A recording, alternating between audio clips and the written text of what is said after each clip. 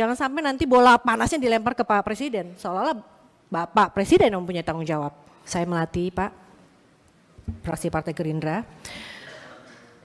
Saya mendapatkan materi ini, mencoba mempelajari materi yang disampaikan oleh kami para anggota berkaitan dengan hutan.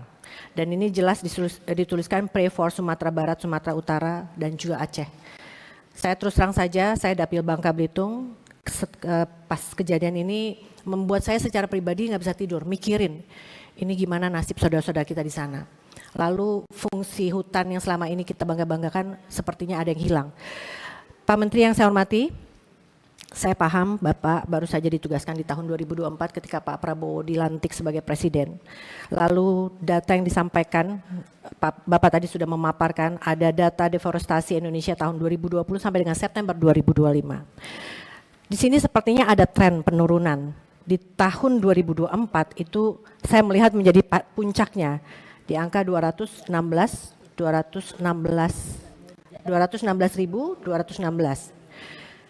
Harusnya Bapak beserta jajaran itu memaparkan apa yang menjadi penyebab tren ini turun. Jadi kalau saya berpikir secara asumsi, jangan-jangan ini bukan prestasi. Jangan-jangan memang udah gak ada lagi lahan untuk deforestasi. Ini harusnya dijelaskan. Kenapa ini tren ini kenapa turun? Syukur-syukur ini memang ada langkah-langkah usaha kita untuk mengurangi terjadinya deforestasi. Dan angka-angka ini Pak Menteri dan jajaran disebutkan di 3 provinsi yang terdampak banjir, terdampak bencana banjir, juga dijabarkan bahwa tahun 2025 mengalami penurunan. Sekali lagi saya ingin minta dijelaskan kepada kami semua, kenapa ini tren turunnya kenapa, biar kami tahu penyebabnya apa. Saya terus terang saja miris membaca materi yang disampaikan. Tadi Pak Menteri juga menyampaikan di halaman 8, ini kita mulai dari Aceh. Di halaman 8 ada peta perubahan tutupan lahan 2019 sampai dengan 2024. Ini terus terang saja, kalau kita lihat petanya itu nggak ada perubahan Pak. Jadi antara 2019 sampai 2024 nggak ada yang beda.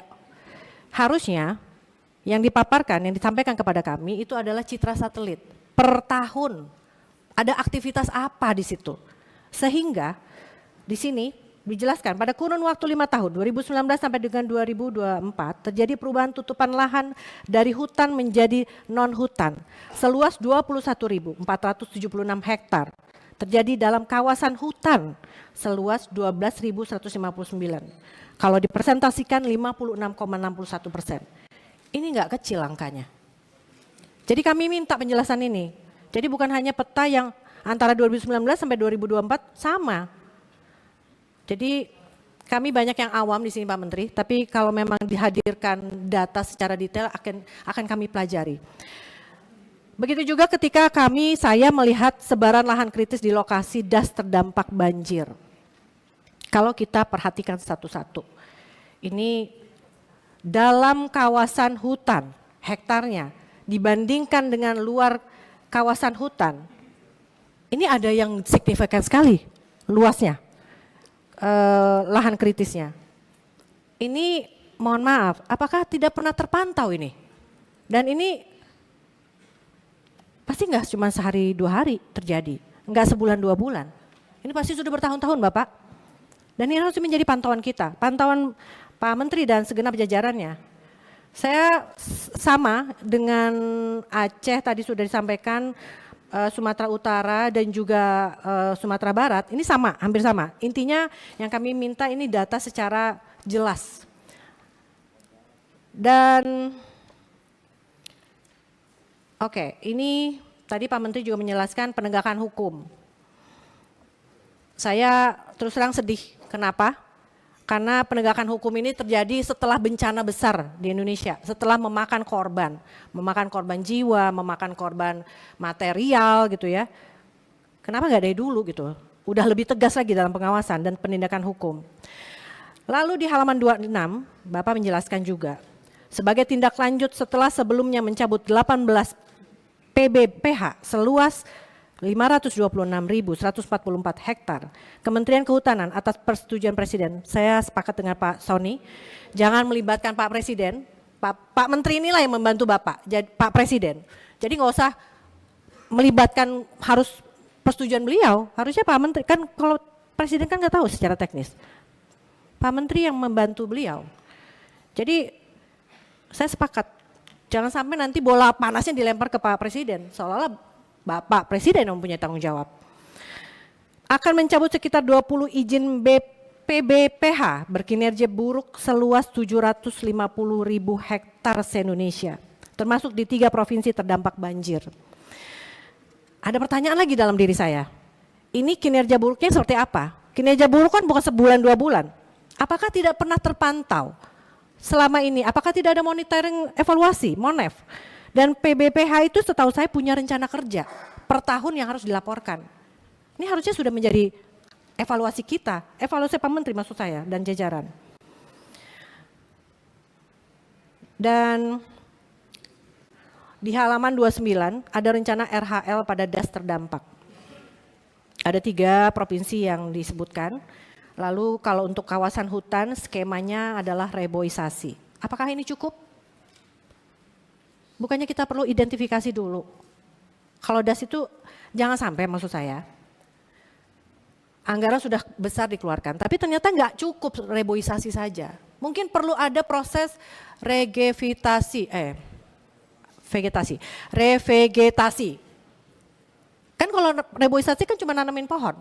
Kalau revegetasi dia harus harus dibikin dulu ada semak-semaknya untuk mungkin ada tanaman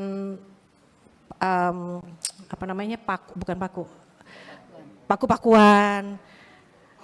Jangan sampai dengan anggaran yang minim itu ini nggak manfaat.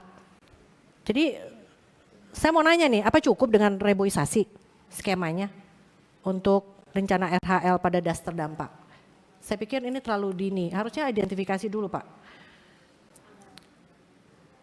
Dan berkaitan dengan anggaran, saya pernah berkomunikasi dengan teman-teman di Kementerian Kehutanan, teman-teman di Kehutanan, Dinas Kehutanan, bahwa enggak juga harus kita terpaku dengan anggaran yang ada dari APBN, juga bisa melibatkan swasta yang bertanggung jawab. Mereka sudah memanfaatkan hutan atau pinjam pakai, dia harus bertanggung jawab. HGU, iya. Bisa melibatkan mereka. Jadi kita optimal Pak kerjanya. Lalu di halaman 30, poin 4 mendorong pembentukan satuan tugas pengelolaan DAS lintas KL dan mengembangkan sistem aplikasi untuk pemantauan terhadap mitigasi banjir sebagai early warning system di DAS, termasuk digitalisasi pemantauan pemenuhan kewajiban pemanfaatan dan penggunaan kawasan hutan. Dalam pandangan saya, kenapa seolah-olah kita harus menyiapkan dengan adanya sistem aplikasi terhadap mitigasi banjir, ini seolah-olah kita sudah nyiapin, kita harus banjir nih, kita harus seharusnya kan di awal dulu nih, jangan sampai terjadi banjir yang harus kita siapkan. Bukan kita menyiapkan mitigasi banjir, seolah-olah kita sudah siap bakal banjir, oke kita siap dengan banjir gitu kan.